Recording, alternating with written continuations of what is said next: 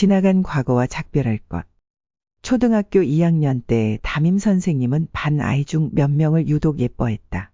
수업 시간엔 항상 그 아이들에게만 질문했고 늘 그 아이들을 칭찬했다. 나는 나를 주인공 옆에 앉아있는 엑스트라 같은 존재라고 생각했다. 지금 생각하면 어린 내가 그렇게 느낄 정도니 어지간히 편애를 하셨나 보다. 그런데 나중에 알고 보니 그 선생님은 촌지로 유명했다고 한다. 한 번은 선생님이 엄마를 불렀었는데 엄마가 빈손으로 찾아가자 면박을 준 일이 있었다고 한다. 몇몇 아이들을 예뻐했던 이유는 따로 있었나 보다. 하지만 그때의 나는 어른도 잘못할 수 있다는 걸 알지 못했다. 그저 내가 주인공이 아니구나 하는 생각을 했고 그 생각은 꽤 오래 마음에 남아 있었다. 세상엔 참 미친 인간도 한심한 인간도 많다. 그 사람들은 어린 시절 우리 내면에 상처를 주기도 했고 지금까지 해결되지 않는 문제로 남아 우리를 잡아 끌기도 한다. 그래서 많은 이들은 현재의 문제를 과거에서 진단한다. 내가 자신감 없던 것은 그 선생님의 차별 때문이었고 내가 자존감이 무른 것은 부모의 양육 방식 때문이었고 내가 열등감에 시달리는 건 아이들의 괴롭힘 때문이었다고 말이다. 거기까진 옳다. 하지만 우리가 과거를 통해 현재의 문제를 진단하는 것은 그 과거에 머물러 뒤늦게 보상받기 위함도 아니고 자기 연민에 빠져 비운의 공주님 취급을 받기 위함도 아니라 그 고리를 끊고 앞으로 나아가기 위해서다. 세상에는 한심하고 서툴고 성숙하지 못한 인간들이 있고 우리는 운이 나쁘게도 그들을 만났을 수 있다.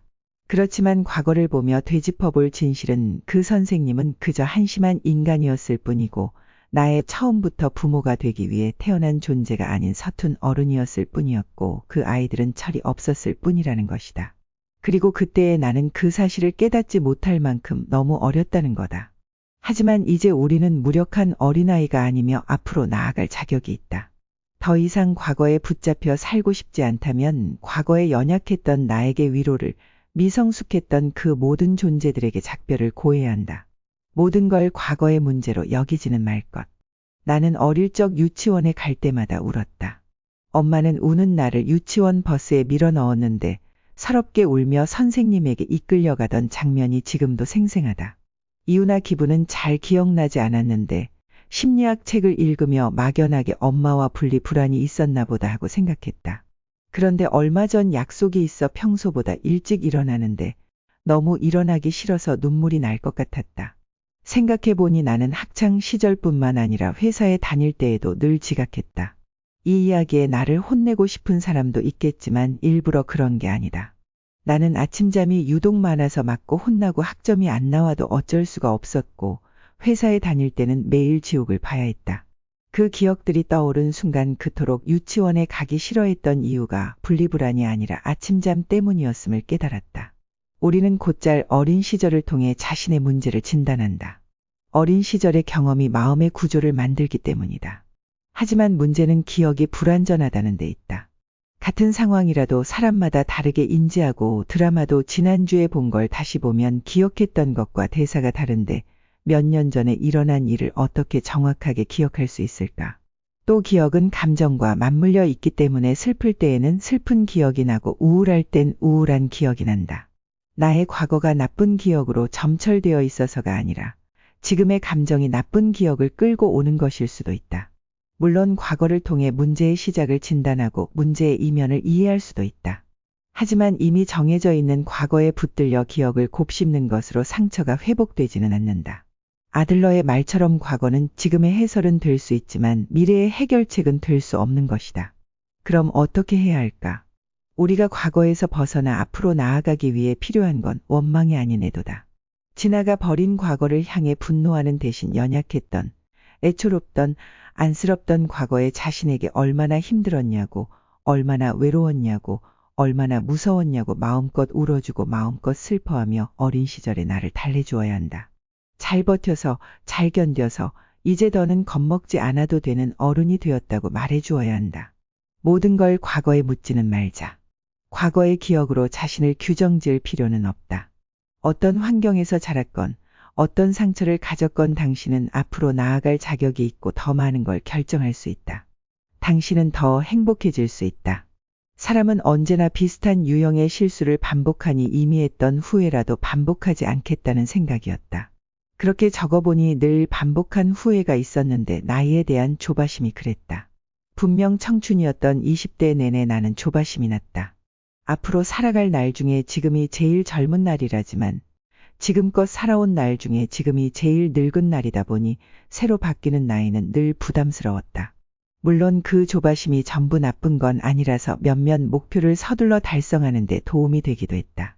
하지만 초조함은 시야를 좁혔고 눈앞의 결과에만 매달리게 했으니 어떠한 목표에도 1년 이상의 시간을 할당할 수가 없었다. 이미 나는 남들보다 조금 늦었고 내 나이에 맞는 다수의 삶에서 너무 멀어지지 않도록 서둘러야 했다. 그렇기에 새로운 일이나 시간이 걸리는 도전은 할 수 없다고 말했다. 하지만 23이 되어보니 20살의 애땜이 보였고 26이 되어보니 23의 가능성이 보였고 29이 되어보니 26의 청춘이 보였다. 20대뿐이랴 40대에는 30대를 어리다 하고 50대는 40대를 젊다 하며 60대는 50대를 한창 때라 이야기한다. 지나고 보면 모든 날이 젊음이었다는 걸 우리는 언제나 뒤늦게 깨닫는다. 나는 반복되는 후회가 지겨웠기에 더 이상 나이에 조바심 내지 않기로 했다. 나이에 쫓겨 서두르는 대신 삶의 가능성을 제한하지 않기로 하자. 시간을 들여 책을 쓸 엄두가 났고 드디어 같은 후회를 반복하지 않게 되었다. 어쩌면 당신도 그 시절의 나처럼 새로 더해진 나이가 낯설어 조바심이 날지 모른다. 장기적인 꿈을 품기에 시간이 없다고 혹은 무언가를 시작하기엔 너무 늦었다고 이야기할 수도 있다. 하지만 곧 알게 될 테니 지금이야말로 무엇이든 새롭게 시작할 수 있는 순간이라는 것을 당신이 바라는 삶을 향해 조금씩 나아가기를 바란다. 미래의 당신이 지금 당신의 시작을 응원할 것이다. 당신의 시작을 위해 시간을 주자. 삶은 망설이기엔 너무 짧고 조바심을 내기엔 너무 길다. 사람은 고쳐 쓸 수 없어요. EBS에서 방영한 달라졌어요는 전문가의 상담과 교육을 통해 가족 문제의 해결책을 찾는 프로그램으로 여러 부부의 갈등 상황을 엿볼 수 있다. 미래를 준비하지 않는다는 이유로 남편을 끊임없이 지적하는 아내, 반찬통 하나 사는 것까지 비난하는 남편 등 집집마다 사정은 달라지만 비슷한 패턴이 존재했다. 대부분은 상대를 바꾸기 위해 비난을 했고 상처 입은 상대는 비난을 되갚는 식이었다. 나도 비슷한 경험을 했는데 남자친구를 만나며 몇 달을 같은 문제로 싸운 적이 있다. 나는 용납할 수 없는 부분이 있으니 내가 고쳐야 한다고 말했고 바꾸지 않으면 이 관계를 지속할 수 없다고 말했다.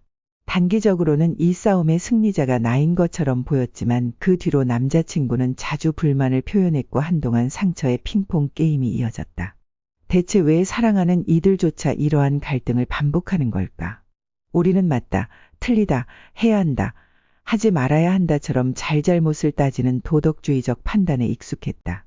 어린 시절부터 개별성을 존중받지도 못했고 서로 원하는 것을 마음에서 우러나와 주고받지도 못했다.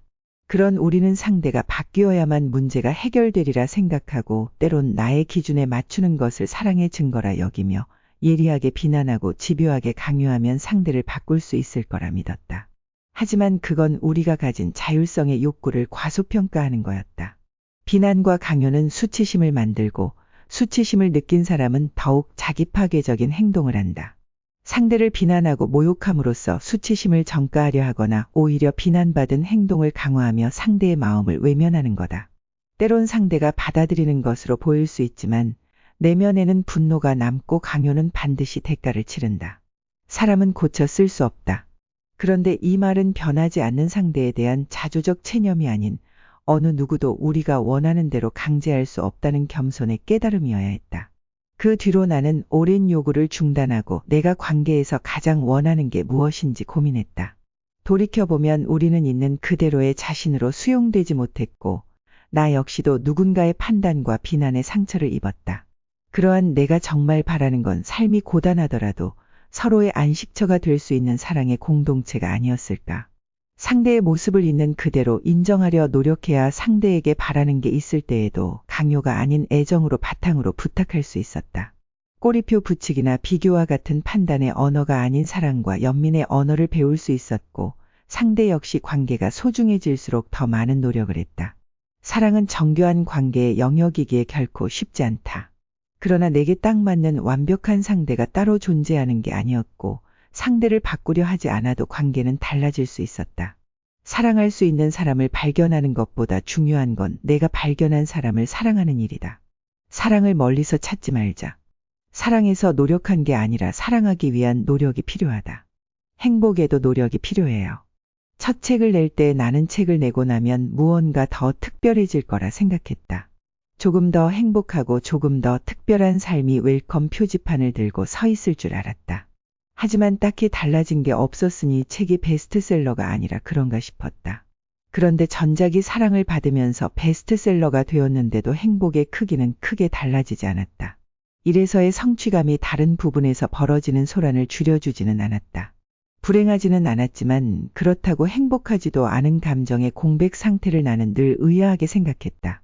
여기에도 행복이 없다니 무슨 배부른 소리를 하는 걸까?